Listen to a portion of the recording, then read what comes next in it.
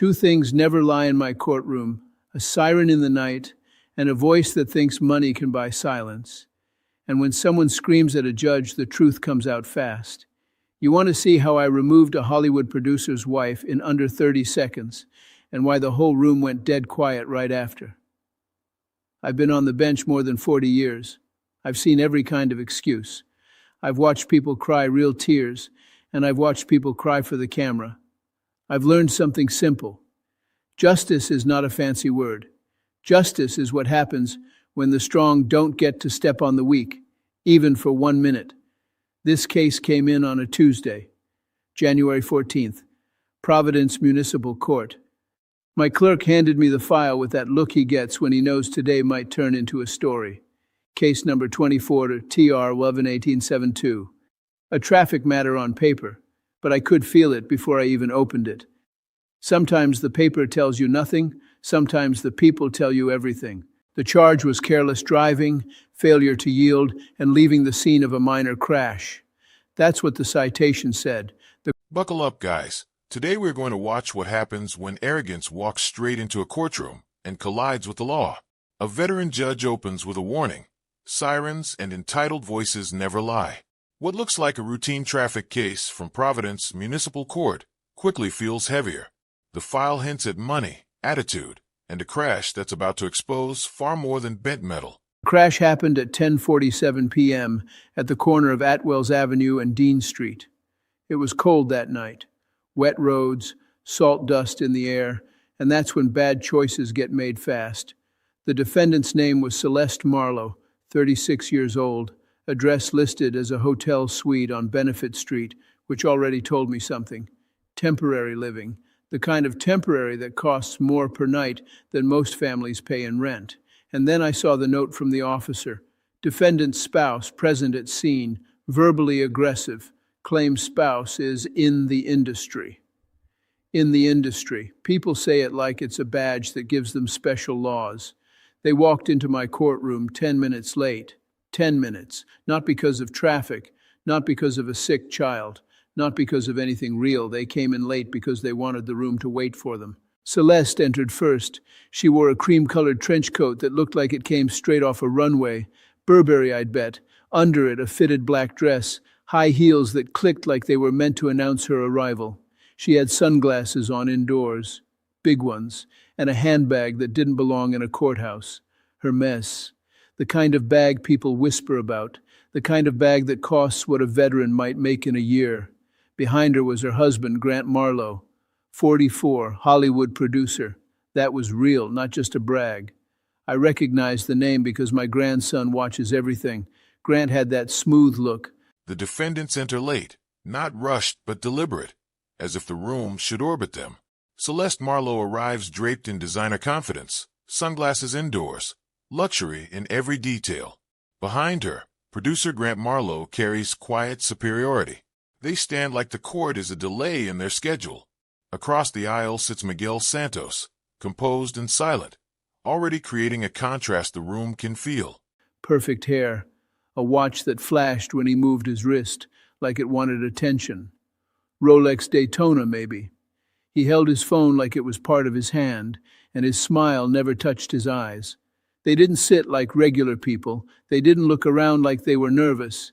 They stood there like my courtroom was an inconvenience between them and lunch. Now, the other person in that case was sitting quietly in the first row. His name was Miguel Santos, 41 years old, Army veteran, 2 tours, Afghanistan. He wore a simple gray jacket and work boots that had seen too many miles. He held a folder in his lap like it was the only thing keeping him steady. Miguel wasn't there because he wanted a fight.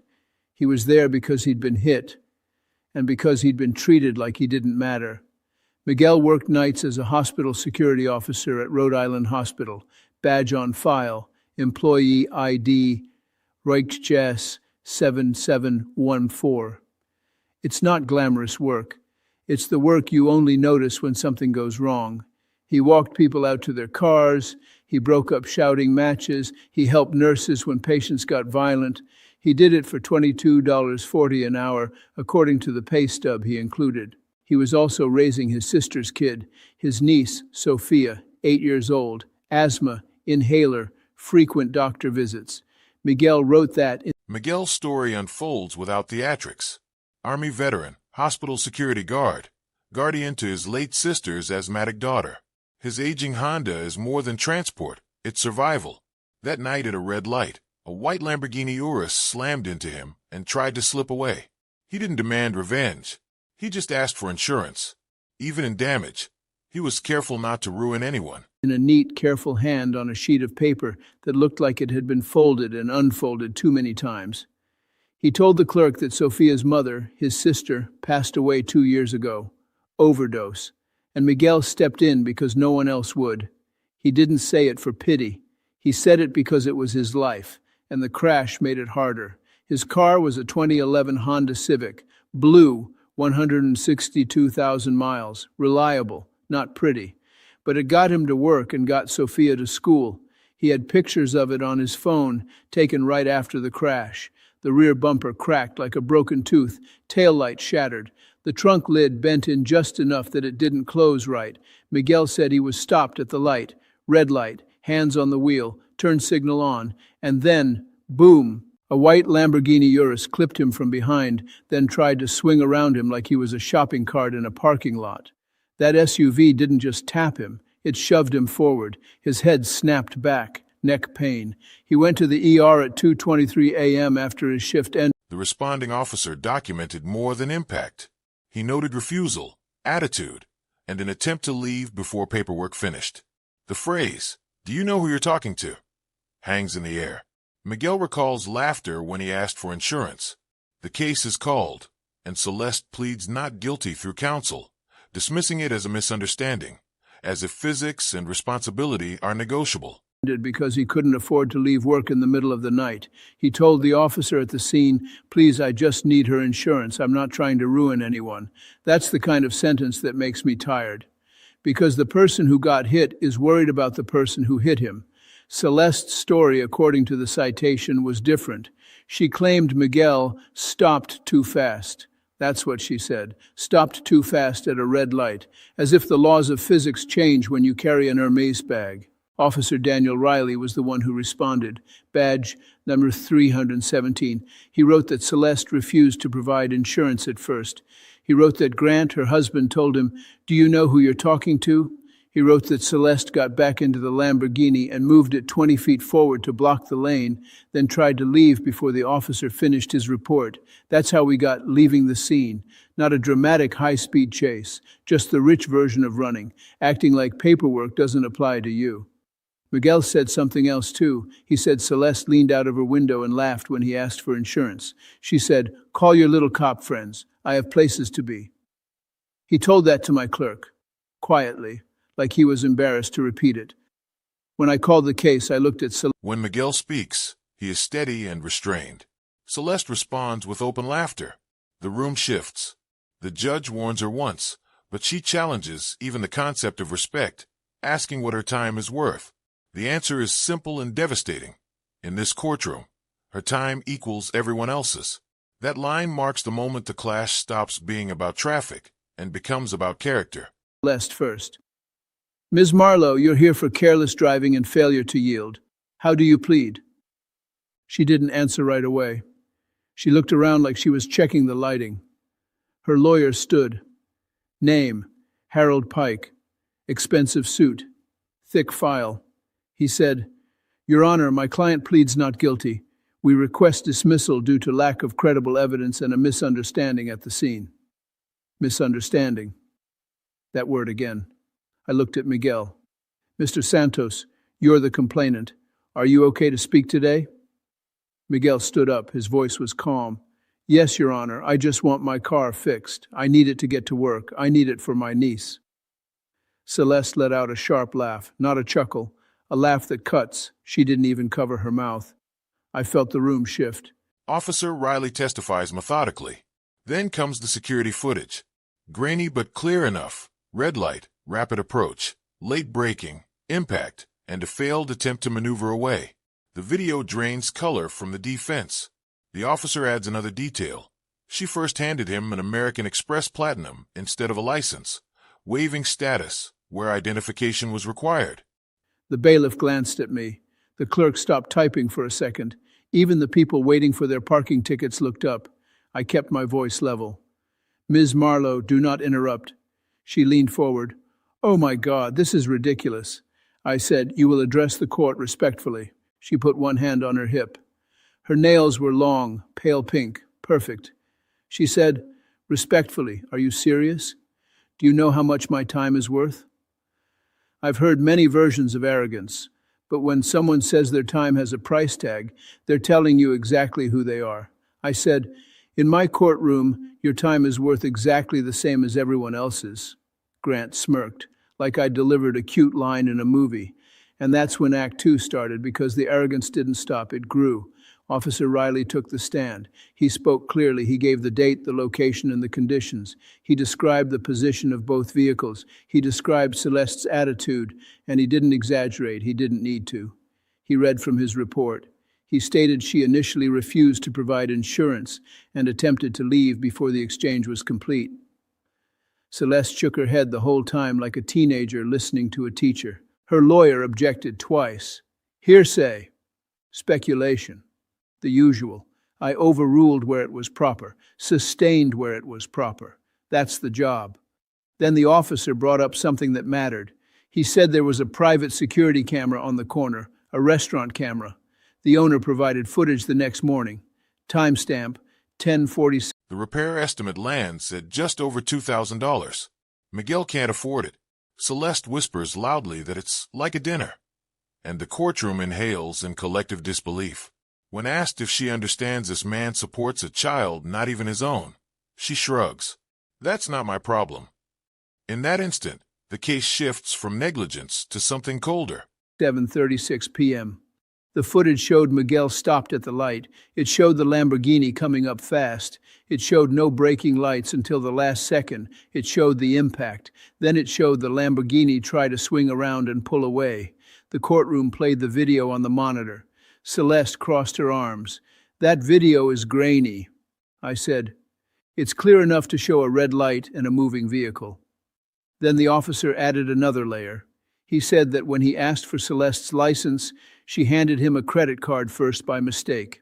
An Amex Platinum. He wrote that down because he said she waved it like it was her ID. When he asked again, she said, just look up my name. I don't carry that stuff. I looked at Celeste. Is that accurate? She snapped, I don't remember. Miguel spoke softly from his seat, not to interrupt, just like a man who can't help the truth. She did that, Your Honor. Celeste turned her head like a whip. Don't talk to me. I said, Mr. Santos will speak when asked. Ms. Marlowe, you will not address him. Celeste's face turned a shade brighter. This is insane. I'm being treated like a criminal.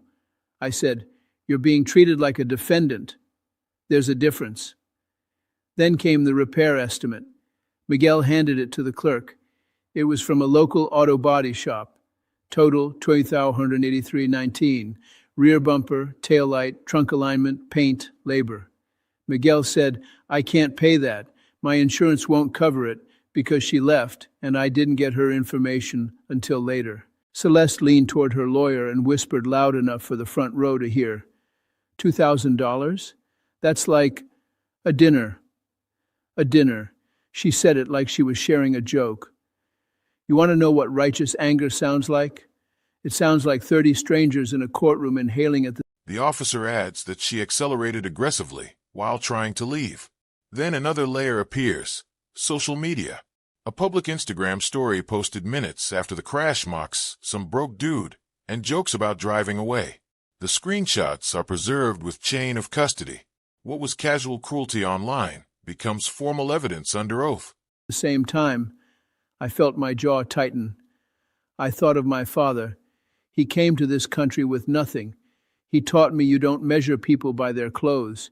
You measure them by how they treat someone who can't do anything for them. I said, Ms. Marlowe, do you understand that this man works nights to provide for a child who isn't even his? She shrugged. That's not my problem. And that's when I knew this wasn't just about a crash. This was about character. Now here's my dare to you. If you believe you'd stay calm while someone laughs at a veteran raising an orphan child, prove it. Keep listening, because what happened next tested every ounce of my patience, and I want to know if you would have done what I did. Her lawyer tried to soften it. He said, Your Honor, my client is under stress. They've been traveling. There's misunderstanding. They're willing to resolve this civilly. Resolve it civilly. That's lawyer language for pay to make it go away. I asked, Are they willing to pay the repair estimate today? Celeste finally spoke like she was doing charity. Fine, whatever. I'll write a check. Can we go? Miguel looked down at his boots.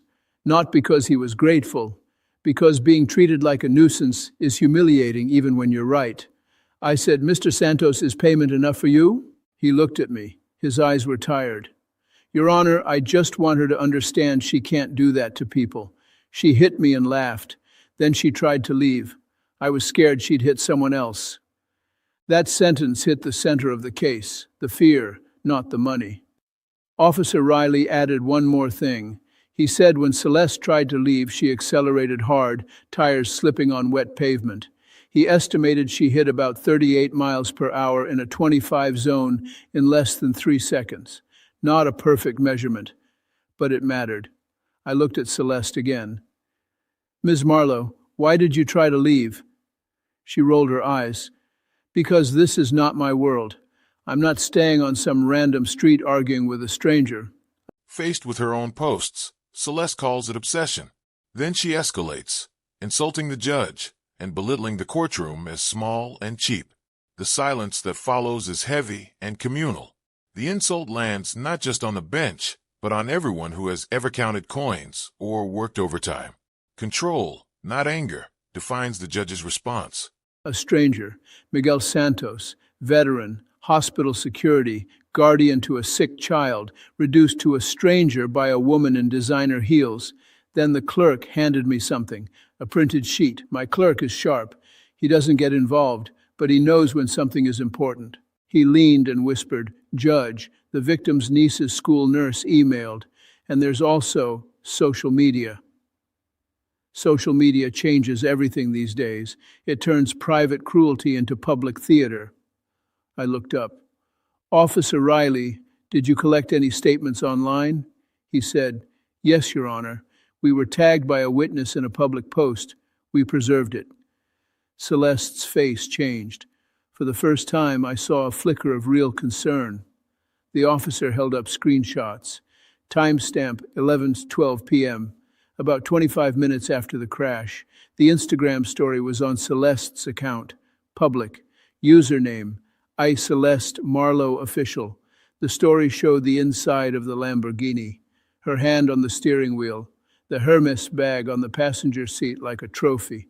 And text on the screen that read, Some broke dude tried to scam me at a light. LOL. Rhode Island is adorable. Then another slide, a short video. You could hear Grant's voice laughing. Celeste said, He looked like he lives in his car. Then she said, I should have just kept driving. That's what she posted. Proud, casual, like cruelty was content. Miguel closed his eyes when he saw it, like it physically hurt. I felt heat rise in my chest, the kind that comes when you see someone kick a person who's already down. Celeste snapped, That's not evidence. That's my private account. Officer Riley said, It was public at the time. We captured it at 12:06 a.m. I have the chain of custody form. Exhibit C. A federal flag in the file changes the stakes. Grant Marlowe's name is tied to a broader investigation. Questions about vehicle ownership and mismatched insurance details surface. Celeste explodes again, shouting about her husband's power. The warning is clear. One more outburst means removal. She dares it. The order is given. In under 30 seconds, she is escorted out. Custody. That matters. It keeps the truth from being twisted. Celeste's lawyer turned pale. He hadn't seen it. You could tell. He glanced at her like he wanted to ask, What did you do? Celeste leaned forward and said loud, This is so embarrassing. You're all obsessed with me. I said, Ms. Marlowe, you made it public. You made it. She laughed again. I'm a public person. I said, Then you should act like one. That's when she looked at me and decided to go for the throat. People like her don't know how to lose gracefully. If they can't win, they insult. She said, "You're just mad because you'll never touch the kind of life I live. You sit up there like a king in a cheap little court. It's sad." My courtroom went silent. You could hear a chair creak. You could hear someone swallow. That insult wasn't just aimed at me. It was aimed at everyone in that room who had ever stood in line at the pharmacy or counted coins at a gas station or worked a double shift. And right then, I want you to lean in, because the part everyone talks about isn't her screaming. It's what I found out next about her producer husband and why this traffic case suddenly had federal eyes on it. I looked at her and spoke slowly. "Ms. Marlowe, I am not mad. I am disappointed." She scoffed. "Whatever." I turned to the bailiff. "Hold for a moment."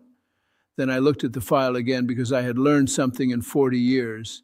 When someone acts that fearless, sometimes it's because they think they're protected. Sometimes it's because they are. My clerk handed me another note, a separate report. It wasn't from the local police. It was a notification, a federal flag. Grant Marlowe's name had popped up in a separate investigation. Nothing to do with Rhode Island traffic, something bigger, something darker. It didn't list details in my traffic file, but it listed a contact number and a request. If subject appears in court, notify Special Agent El Quan. I kept my... With Celeste gone, the atmosphere shifts. A federal agent enters and identifies Grant as a person of interest in a fraud and falsified insurance investigation. Patterns of intimidation are mentioned. Miguel then reveals a threatening call he received after the crash. What seemed like arrogance now resembles a method, a system designed to pressure victims into silence. Face calm. The courtroom doesn't need drama from the judge. The courtroom needs control. I asked Grant, "Mr. Marlowe, why are you here today?" He smiled. "To support my wife. Unlike some people, I stand by family." I said, "Do you own the Lamborghini?" He said, "It's leased, through a company." I asked, "Which company?" He paused half a beat. "Marlowe Media Holdings." I nodded slowly. "And your wife's insurance is under that company?" He said, "Yes." Officer Riley said, "Your Honor, when we ran the insurance card later, it came back with a policy number that didn't match the vehicle identification number. We suspected it might be outdated or incorrect." Celeste threw her hands up. "Oh my God, this is boring." Boring, a man hit, a child at home waiting for an inhaler refill, and she called it boring. I leaned forward. "Ms. Marlowe, you will stop speaking out of turn." And that's when she exploded. She shouted, "No, you don't talk to me like that. Do you know who my husband is? He funds movies you've probably never even been allowed to see." Her voice echoed off the walls. She was red in the face. Her sunglasses were finally off, and her eyes were wild. The bailiff stepped closer. "My bailiff has handled real danger. He doesn't flinch, but he moved into position because he had to." I raised my hand. "Ms. Marlowe, one more outburst and you will be removed." She screamed, "Remove me, please, I'd love..." Grant protests, calling it a traffic court and accusing the room of power trips. The judge answers with restraint, promising a decision based on actions, not status. Contempt is entered against Celeste. The traffic charges stand. The aggravating factors are laid out: speed, attempted departure, mocking conduct, and post-incident intimidation. "I'd love to get out of this pathetic room," and I didn't raise my voice. I didn't need to. I looked at the bailiff. "Remove her." That was it. Calm, clean. The bailiff stepped in. "Ma'am, you need to come with me." Celeste yanked her arm back. "Don't touch me." The bailiff said, "Ma'am, you are ordered to leave." She shouted, "This is assault. I'm calling my lawyer." Her lawyer was already right there, and he looked like he wanted to melt into the floor.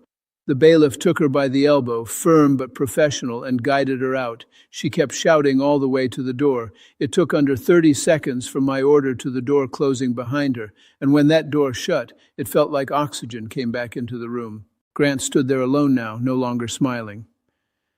I said, "Mr. Marlowe, sit down." He didn't like the tone, but he sat. Now a different kind of authority walked in. Not a local officer, not a court clerk. This man had a posture you don't fake.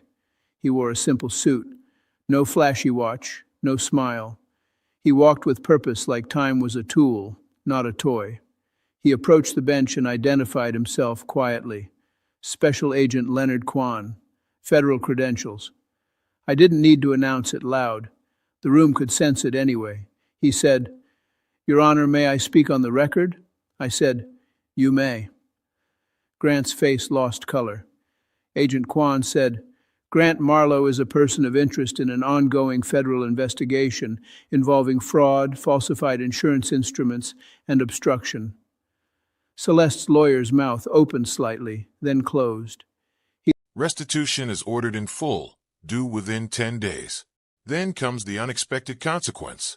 200 hours of community service at Rhode Island Hospital, assisting the very security team she mocked. Defensive driving, victim impact sessions, strict compliance. The message is unmistakable. Accountability is not negotiable, and humiliation is not the goal, growth is. He looked at Grant like he didn't know him anymore. Agent Kwan continued, "We have reason to believe the policy information provided at the scene was intentionally altered. We also have evidence of intimidation patterns following crashes involving company vehicles." Intimidation patterns. That phrase landed like a brick. Miguel's eyes widened. He looked like he suddenly understood why he'd felt so small at the scene. It wasn't just attitude, it was a method.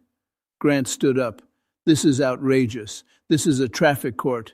I said, "Sit down." He sat.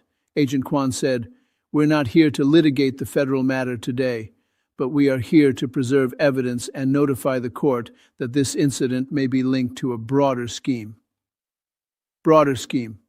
That's the twist people never see coming in a simple crash case. And now, listen close, because this was the moment the moral balance shifted. The powerful man who thought he was untouchable was being touched by something bigger than his money. I looked at Miguel. "Mr. Santos, did anyone contact you after the crash?" Miguel swallowed. "Yes, Your Honor. I got a call the next day at 3:18 p.m.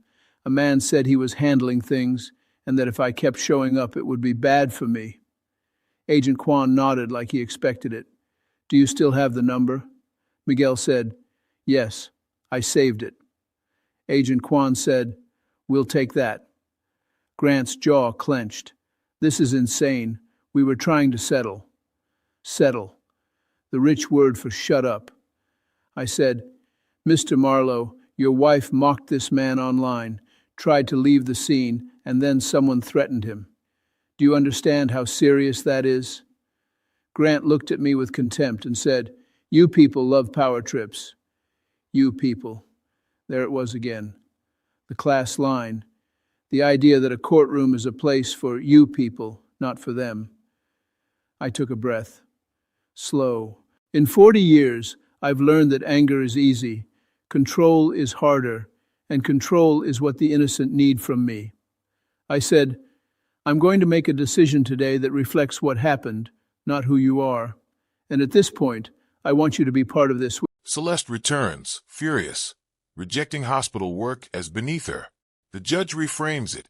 Not humiliation, accountability. Any failure brings further sanctions, even jail. Afterward, Miguel quietly thanks the court, not for himself, but for his niece. The judge reflects on dignity and equality before the law. Wolf may shout, but character endures. Like the video, subscribe to the channel, and we'll see you in the next video.